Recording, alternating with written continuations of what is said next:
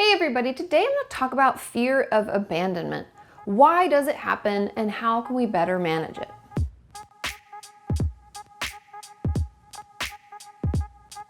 And like I've been saying, I'm wanting to get into the habit of defining things before we talk about them. So let's define abandonment. Now, Webster's dictionary defines abandonment as when someone is completely left or utterly deserted. Now that sounds really bad and depressing. And that's why a lot of us have a hard time with it. But what I'm here to talk with you about today is fear of abandonment.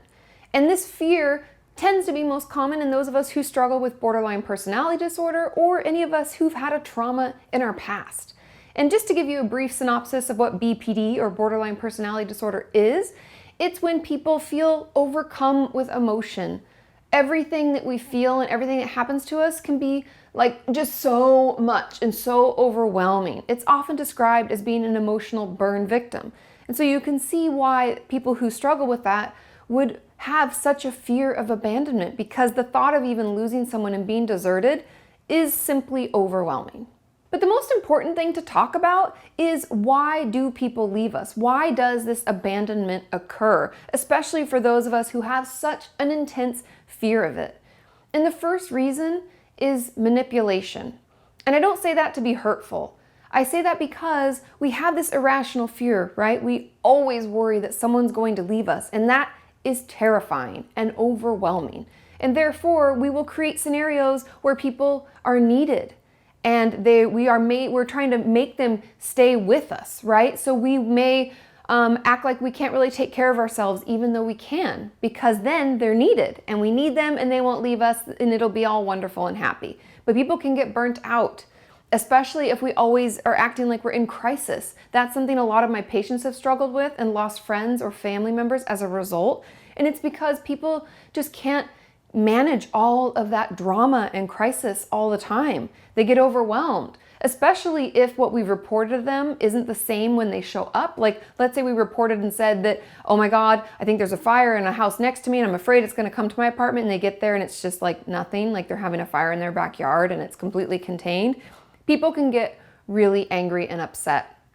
And because we're trying so hard to keep them, it almost is like sabotaging our efforts because it's just too much. The second reason I believe abandonment occurs is due to volatility. If we worry so much that people are going to leave us, or we feel our emotions so intensely, we can be really volatile. We can lash out. We can say things in the heat of the moment because it feels so painful. And why'd you have to do that? And that hurt me so bad. And all that that's swirling in us can come out like in just nasty things to people that we love, and truly things we don't mean. But as we know, once we've said things and done things, we can't take them back. And we can ask for forgiveness, but at that point, people may have already decided to leave. But don't worry, there are so many things that we can do to better manage this and to manage this fear so that we don't try to manipulate those around us or become really volatile and upset them. And obviously, I'm going to use some of my DBT skills. And the first one we're going to talk about is a distress tolerance skill called Improve the Moment. And you know how we love our acronyms. So the first, the I in improve, is imagery. So if you're feeling really overwhelmed with that volatility, or even that fear of abandonment has come into your head and you're considering how to get them to come over, take a breath. Imagine you're in your favorite place.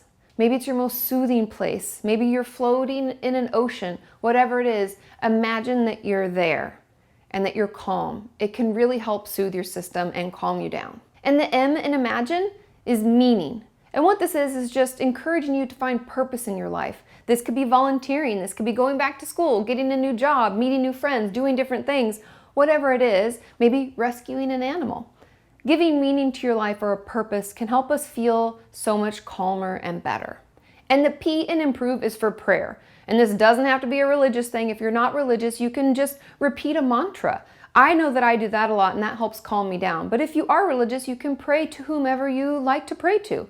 That can be really self-soothing and help us better manage the distress we may be feeling. The R is relaxation, so this could be deep breathing, progressive muscle relaxation, anything, a hot bath, something that helps calm you down and relax you. The O in improve, I really love because it's one thing in the moment. And this takes us out of the future worries, past upsets and all the things, and helps us focus just on one thing now. Focus your attention. If you want to color, just really color. If you want to watch that favorite TV show, fully participate in that one thing right now. And the V in improve is vacation. And no, I don't mean like plan a trip to Paris and hop on a plane today. I mean just a little mini vacation. This could be closing your eyes and going kind of into the imagery realm where you imagine you're somewhere else. Or let's say you just get up from your desk and you go take a walk around the block and then you come back. Just taking a break and a beat to breathe and kind of give some distance to yourself from the situation can help us feel better. So take a little mini vacation. And the E in improve is encouragement.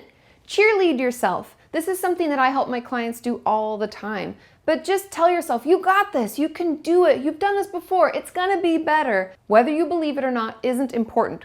What's important is that you talk to yourself positively. You encourage yourself when you're having a hard time. And the second tip for how to better manage the fear of abandonment is an emotion regulation tip, and it's called the story of an emotion. And I'm reading from my notes because this is really helpful, helps us slow down how we feel, because when we feel so much, so intensely, it can run us over. Feel like our emotions are running us, and we might not even know why we feel how we feel. So the story of emotion helps us slow it down and better understand. And so we're supposed to answer these questions. So if you're taking notes, pull out your pad of paper and write some stuff down.